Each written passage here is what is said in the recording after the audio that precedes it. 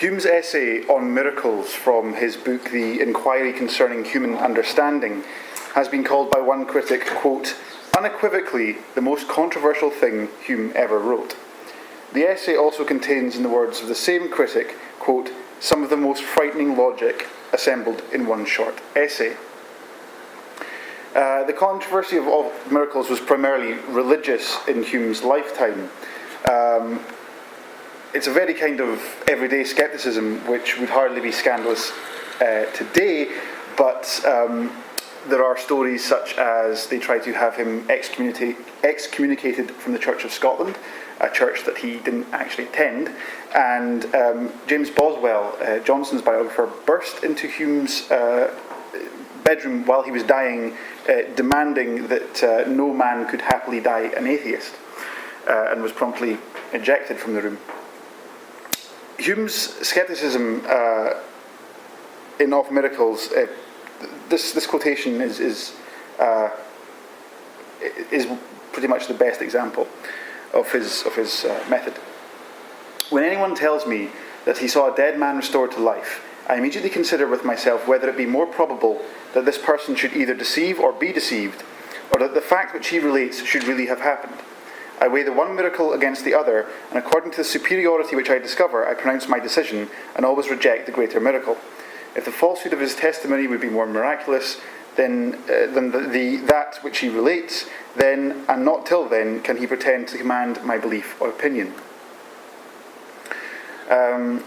It's of a piece with an attack in the inquiry on metaphysics, which at the end, the final paragraph, Hume suggests should be cast into the flames. And even earlier on, he's in no way charitable to metaphysics. He calls it, quote, not properly a science, but arises either from the fruitless efforts of human vanity, which would penetrate into subjects utterly inaccessible to the understanding, or from the craft of popular superstitions, which, being unable to defend themselves on fair ground, raise these entangling brambles to cover and protect their weakness. Hume's solution, philosophically speaking, is to concentrate on psychology and the workings of the mind as a solution to epistemological problems. So he argues that philosophy, if cultivated with care, may carry its researches further and discover, at least in some degree, the secret springs and principles by which the human mind is actuated in its operations. So we have a model of experience and philosophy and psychology that are all heavily linked in with Hume's scepticism. As regards matters of fact, he makes some more disturbing arguments. He says, the contrary of every matter of fact is still possible, because it can never imply a contradiction, and is conceived by the mind with the same facility and distinctness as if ever so conformable to reality. And this is one of the problems that still vex people who read Hume. That the sun will not rise tomorrow is no less intelligible a proposition and implies no more contradiction than the affirmation that it will rise. So that's how sceptical Hume is. He gets around this by arguing that custom, that our habits can give us a guide to life, that if we have no reason to disbelieve that the sun will rise, we can go on living the way we always have done, which is assuming it will. But the focus of what I want to move on to is in the elements of this philosophy. It's a sceptical philosophy which in itself remains sceptical about its scepticism. The two chapter titles, Sceptical Doubts Concerning the Operations of the Understanding, is the one in which he propounds the example of the sun not rising. The one that follows that is entitled A Sceptical Solution of These Doubts. So you have sceptical skepticism. Someone that doesn't believe too heavily in his own disbelief that he believes he can't know anything. That's a little complicated. Essentially, you have a psychological focus in philosophy. And the ways in which writers from Scotland have grappled with that legacy, which, as well as being part of the European Enlightenment, also is a national possession, sheds some light on the concept of an enlightenment as a discrete historical event, which leaves us in a disillusioned world. Rather, in this key Enlightenment thinker, we can see that the depiction of unusual psychological states becomes a privileged approach in fiction to the experience of the numinous. The central narrative of James Hogg's novel, The Private Memoirs and Confessions of a Justified Sinner, which I'll just call Private Memoirs and Confessions, is that of Robert Ringham, a young Calvinist who, convinced that he is one of the predestined elect, proceeds to kill his brother, his mother, and a girl who he has seduced before killing himself. In this, he is prompted by a mysterious, shape-shifting figure called Gil Martin, who, it is suggested, is actually the devil. Now, if this was simply all that the book contained, we would have a fairly standard fantasy novel. But what Hogg does is to surround the account of the main events of the novel with an Enlightenment voice by an unnamed editor who claims to have found this text from 150 years beforehand and provides a commentary both before and after the actual memoirs and confessions. And like I said, he is the Enlightenment voice. He approaches the narrative as a historical curiosity, admitting that he considers it a, quote, religious parable showing the danger of self-righteousness. Things so extraordinary, so unprecedented, and so far out of the common course of human events that if there were not hundreds of living witnesses to attest the truth of it, I would not bid any rational being believe it. So his language there is clearly Humean skepticism. He refers to miracles violating unalterable experience, the same customs, the same habits that Hume bases his epistemology on. Again, he stresses living witnesses, not the dead ones that Hume remains sceptical about. If someone dead writes that they saw something, Hume argues you shouldn't believe it. So the only thing that's troubling the editor is the fact that there are living witnesses to this. He also refers to his audience as rational beings. So we have the notion of an Enlightenment audience implicit in the editor's remarks. As a historical event, the Enlightenment falls between the central text and the editor. It is an event which has creates in this novel a very split sense of two worlds which don't quite communicate. But the editor cannot explain everything in the central narrative. Ringham's brother, George, has a vision, which the editor explains as follows. He soon perceived the cause of the phenomenon, and that it proceeded from the rays of the sun from a pure unclouded morning sky striking upon a dense vapour which refracted them. So we have very much there the Enlightenment voice saying that if we look into things, if we experiment, we can explain numinous phenomena, like the vision of a face in the sky. Yet, when we hear the discussion between George and a friend about the self-same event, George rejects the explanation that it was a trick of the light.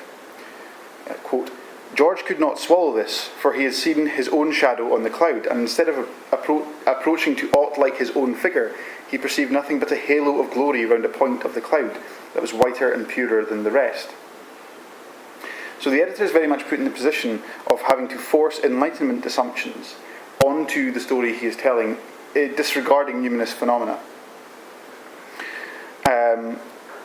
Something that links back to the concern with witness. When the editor is told that a character sees double, that a man called Thomas Drummond is walking up one side of a street and a man who is identical to him is walking down the other side of the street, which the central narrative claims is the devil, Gil Martin, incognito, the editor passes by this major fact. He doesn't even attempt to explain or even draw attention to this contradiction. So these tensions explore the complexities, I would argue, of Humean skepticism with regard to the miraculous or numinous. The editor is understandably sceptical given Ringham's claims, but his scepticism leads him to discount the evidence of the senses in accounts of the events given by other characters. And since it is the evidence of those senses which is key to Hume's epistemology, the editor thereby manages to undermine his own scepticism. He's getting close to propounding a metaphysics of enlightenment. Similar issues are found in Robert Louis Stevenson's The Strange Case of Dr. Jekyll and Mr. Hyde, another long title, so I'll just say Jekyll and Hyde, where the Numinous proceeds essentially not from religious mania, but from science itself. Although Jekyll and Hyde bear similarities with private memoirs and confessions with which Stevenson was familiar, particularly in its use of the double and the surrounding of supernatural or numinous narratives with sceptical voices, the key to the relationship between the two texts is the way in which Enlightenment legacy is dealt with.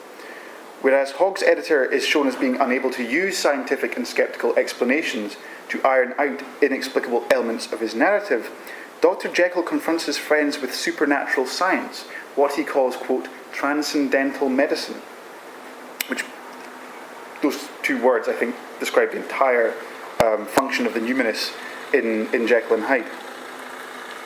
His friend Dr. Lanyon is accused of having derided his superiors by being sceptical about Jekyll's experiments, and it is Lanyon in a letter that describes the events. He is the witness, and he says, "I had sprung to my feet and leapt back against the wall, my arm raised to shield me from that prodigy, my mind submerged in terror. Oh God, I screamed, for there before my eyes, pale and shaken, and half fainting, and groping before him with his hands, like a man restored from death, there stood Henry Jekyll." The Enlightenment scepticism has just gone out the window when Hyde takes the potion, turns back into Jekyll. So for both texts, the Numinous is explored through extreme experiences of characters within the text.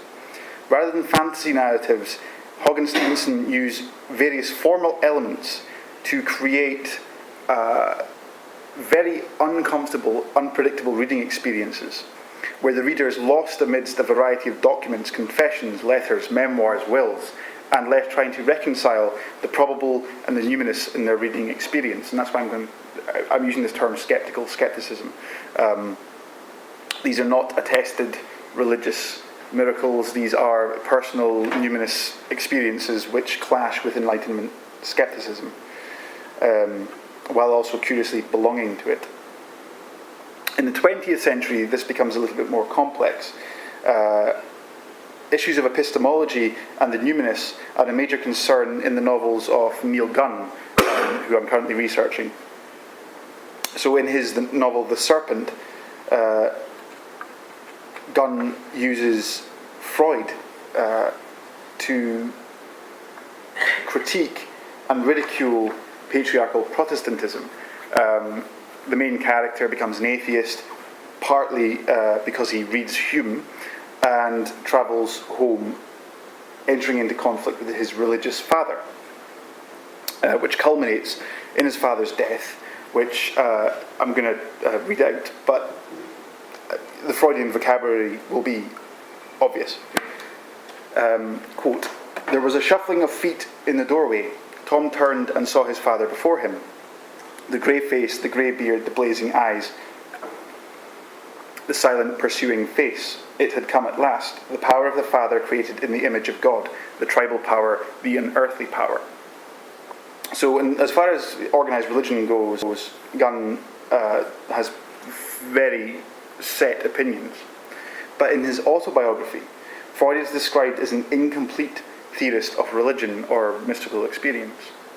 Gunn writes, "I'm not disputing his analysis in any way, not so far as it has gone. I have neither the experience nor the knowledge to do so, nor any particular desire, and indeed accept it with, I hope, some elementary understanding. But I am submitting that it is not the whole, the invariable picture." And it's really in the influence on Gunn and Scottish literature more widely of psychoanalysis that the issue of skepticism becomes problematic. Freud and Jung alike explain numinous phenomena as responses to psychological need. Even if Jung is a little bit easier on the numinous than Freud is, both of them represent a humanization of the numinous. In psychological accounts, the surprising, disquieting experience of the numinous no longer arises from the external world, but is in fact a psychological phenomenon. And that's the key switchover, I think.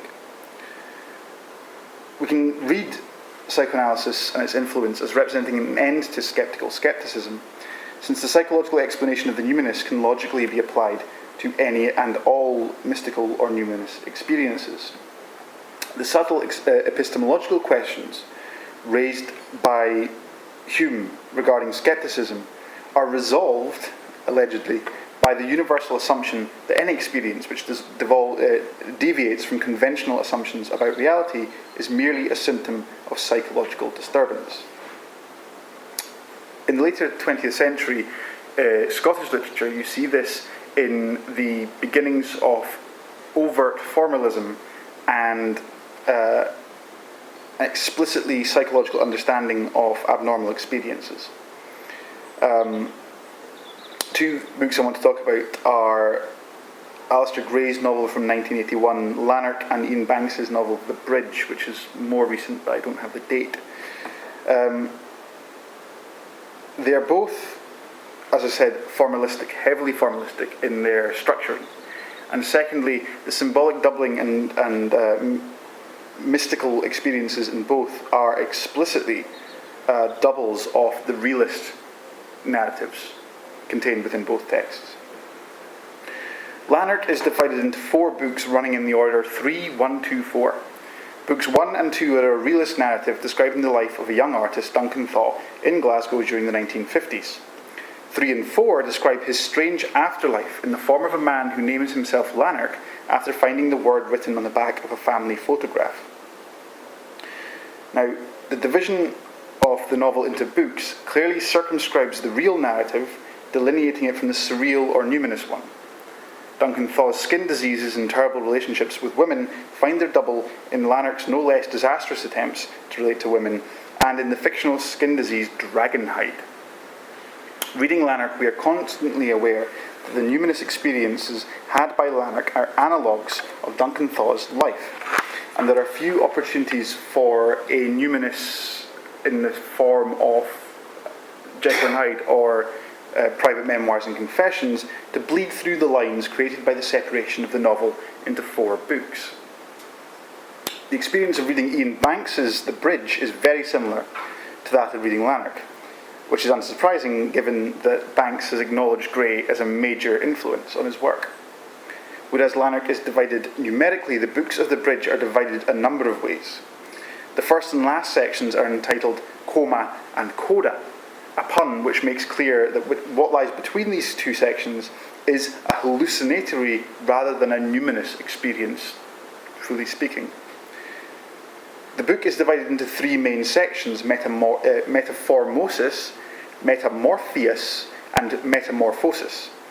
And there's numbered subsections which in the last main section give way to Oligocene, Miocene, Pliocene, and Quaternary.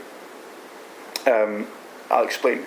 The 3 main section titles emphasize the techniques with which the numinous is approached in The Bridge. So Metaphormosis, first technique. The numinous is a metaphorical rendering of the life of Alexander Lennox, who is renamed John Orr. And the strange and inexplicable things that happen to him can be understood simply metaphorical re-renderings of his life. Metamorpheus, invoking the name of Morpheus, the Greek god of dreams, highlights the extent to which The Bridge is understood as a dream narrative, i.e. psychological. And metamorphosis, the biological term for changes in state, is represented in the various ways in which the narrative renders Alexander Lennox as a variety of different personalities. So in addition to John Orr, he's also the barbarian, who may or may not be a dream character in the dream life of John Orr. There's a lot of doubling and structural play. Again, the titles of the subsection that I mentioned, of the last section, refer not to some mythical or spiritual patterning of human life on the life of stones, but represent the fact that Alexander Lennox is a geologist, which is a far more disappointing possibility. So absent from both Lanark and the Bridge are the types of testamentary documents which make the reading of private memoirs and confessions or Jekyll and Hyde so problematic. There are no letters, no first-hand accounts of Numinous experience, no witness statements.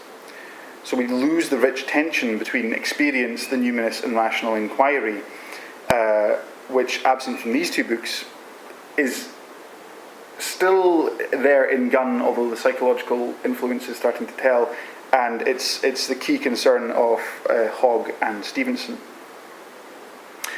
More importantly, the Numinous in both novels is located firmly within the psychology of individuals, and is itself rendered as nothing more than the symbolic doubling of elements from reality.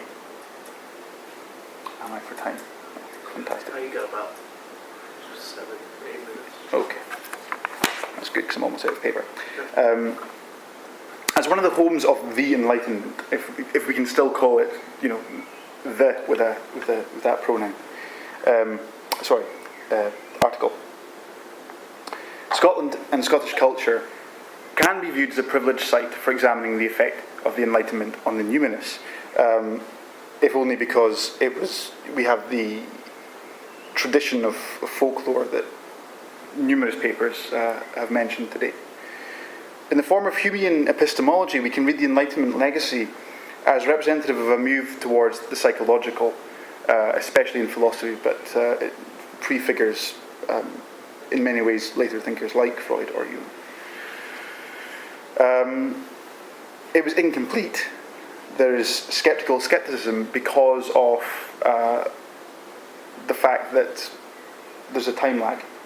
The huge skeptical Enlightenment project is arguably not complete, may never be completed, and I question the extent to which we can, have humanity, before disillusionment and after disillusionment. In the 19th century responses that we examined, there is this thing, skepticism, agnostic, which deals with personal experiences which defy rational explanation. In the 20th century, the work of Gunn in particular, but also his contemporaries, brings in psychoanalysis, which, again, the way they relate to it is sometimes skeptically skeptic, but still in the move of the Numinous from the external to firmly within the human head, that throws up problems. And it's those problems about maintaining a skepticism that we find in Alistair Gray and Ian Banks, where the Numinous is turned into simply psychology and symbolical re-renderings of the inner life of the mind. So to a certain extent, they represent the end of the tradition.